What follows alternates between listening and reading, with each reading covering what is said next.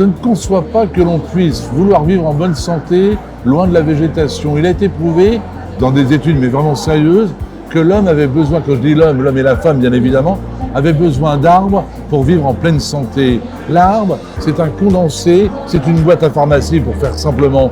Et on a besoin vraiment de nature, de jardin, d'arbres pour être en bonne santé. L'organisme, mais également le moral. Le végétal vous communique sa joie de vivre. Ça peut sembler absurde ce que je dis, mais quand on est dans une forêt par exemple, on vit au rythme de la forêt. On est bien, on est paisible.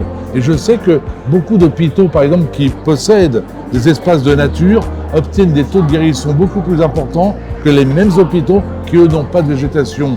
Donc, la santé et la nature sont étroitement liés, ils sont indispensables.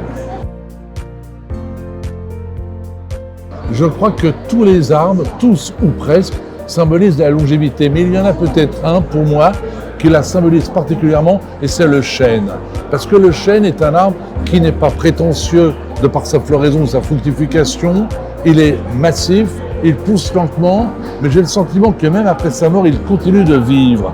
On voit bien, quand on a parlé de Notre-Dame de Paris, des poutres qui ont permis, avec le chêne, de restaurer la charpente. Même mort, le chêne continue de vivre grâce au bois qu'il nous offre. C'est, je crois, le miracle de l'arbre, capable de vivre 1000 ans et plus, et avec son bois, d'être en quelque sorte immortel.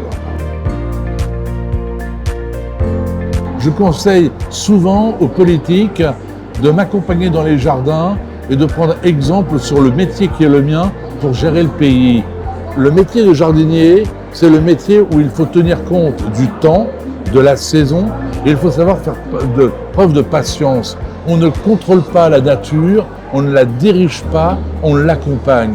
Et si nos politiques prenaient exemple sur les jardiniers qui ont fait Versailles, ils constateraient que le jardin est dans un état impeccable 400 ans après avoir été conçu, qu'il est source de création d'emplois, qu'il contribue au bien-être de quantité de visiteurs. Le jardin n'est que positif, à condition bien sûr de savoir le concevoir. La vie en général c'est un jardin, c'est un assemblage d'éléments positifs et négatifs, sauf que le jardin en tant que tel ne reçoit que des éléments positifs. C'est ce qui fait peut-être la supériorité du jardin sur quantité d'autres créations humaines. Je suis venu sur invitation du magazine Notre Temps, auprès duquel je collabore maintenant depuis près d'un an, parce que j'aime bien les personnes d'un certain âge symbolisent pour moi la sagesse. Mes modèles à moi ont toujours été des personnes d'un certain âge. C'était des personnes comme le commandant Cousteau, comme Christian Zuber quand j'étais gamin, qui parlaient de la nature merveilleusement bien.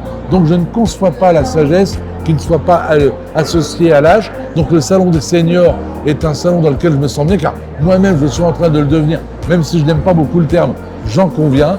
Mais l'âge, c'est aussi me rappeler mes parents, que je n'ai malheureusement plus, mes grands-parents, donc toutes ces figures qui ont permis modestement de faire l'homme que je suis aujourd'hui.